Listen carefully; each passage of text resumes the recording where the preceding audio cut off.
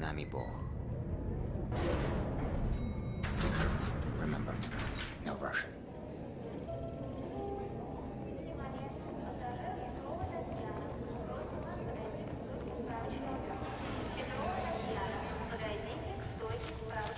The no Russian mission in Call of Duty Modern Warfare 2 is still a hot topic in the gaming world. It is, without a doubt, the most violent depiction of evil within their catalog, while also being a monumental moment in gaming history for various reasons. One question that lingers with this mission is the question of if the violence depicted is justified. Is there a point in including the level to the overall gameplay? This video will discuss the context of the creation of No Russian, as well as a quick description of the level and reactions to it, the pros and cons of the level, and a discussion into whether or not the level's inclusion in the game is justified.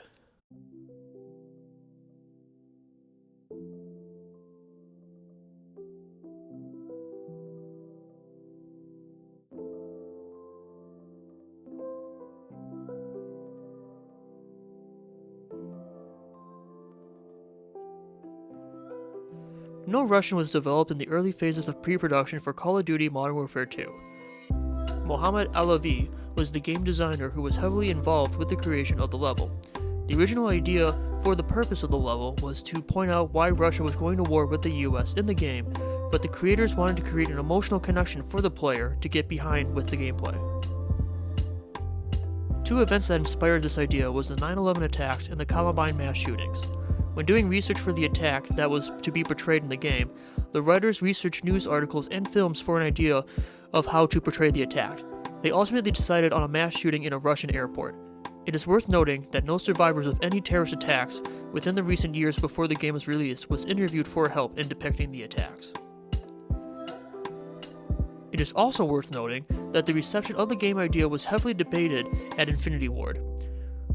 While they understood the intent of what the creators were trying to do, they were afraid that the wrong idea was going to come off when the game was released.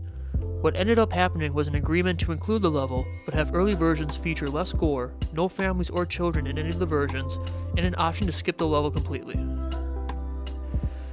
The game was released in 2009 with the level. The following is a quick description of the gameplay. You, a CIA agent, along with several other men, and the main antagonist, Vladimir Makarov, prepare for a mass shooting at Zagreb International Airport in Moscow. Makarov reminds the shooter, no Russian, meaning not to speak Russian, as the goal of the attack is to blame the Americans for the start of the war. When you get off the elevator, the terrorists shoot into the crowd and make their way to the exit, which is across the other side of the airport. It is important to mention that, with the addition of skipping the level completely, you are not forced to shoot the civilians. You can walk through the mission and observe the event. If you shoot any of the terrorists, you are immediately killed by Makarov and the other men. Once the shooting is over, you leave the airport and engage in a firefight with the local police force. In this section, shooting the police is pretty inescapable. You can easily die without helping the terrorists in this part. Once you pass security, Makarov and the other men escape but kill the player, leaving an American body behind and giving Russia a reason to go to war with the US. Reactions to the level was very negative upon release. Most news networks interpreted the level as a call to arms for players and a way for terrorists to train for future attacks. The level was banned in countries like Russia for its depiction of the attack. Nowadays, the debate over the level has died down, but has still continued on nonetheless. The level is probably the most memorable level within the Modern Warfare franchise, and a key moment in discussions surrounding violence in video games. A rise in memes surrounding the level have risen with time, and the most recent remastering of the game still has the level included, with the option to skip. With the context out of the way, what are the pros and cons of the level? And can we determine if the level is important to the overall story arc of Modern Warfare 2? A major pro is that players get the option of choosing to skip the level. The level, indeed, is violent.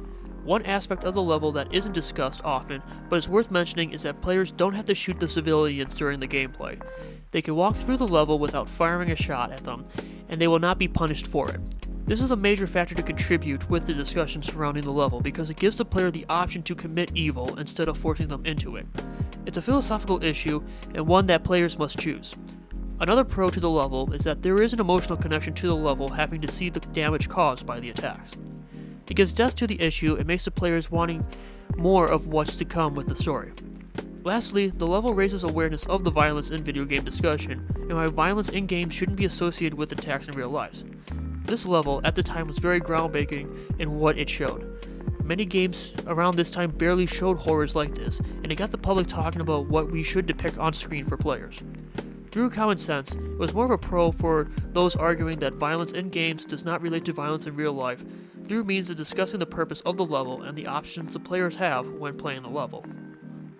There are cons associated with the level. The option to skip does speak volumes.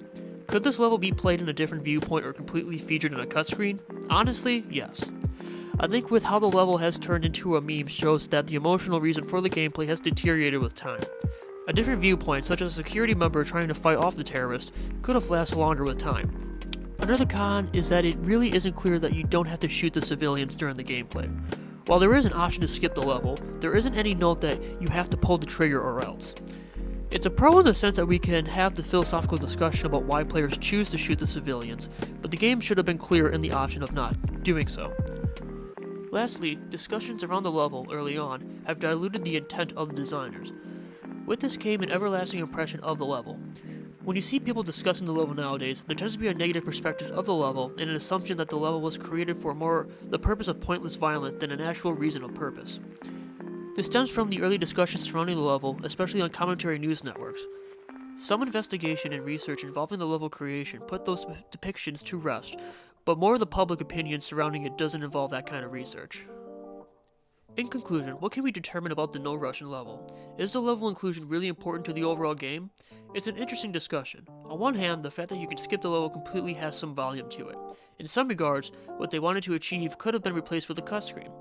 It could have also been played through a different perspective, such as a security member who was in the airport at the time of the massacre. On the other hand, the level did achieve giving the players an emotional connection to the overall story, and puts the players in a position of choosing to commit pure evil. With time, the level has been viewed more favorably due to its impact on the discussion of violence in video games, and memes were even created to downplay the severity and seriousness of the level. For now, I think the inclusion, along with the option to skip it entirely, is the best choice for the game.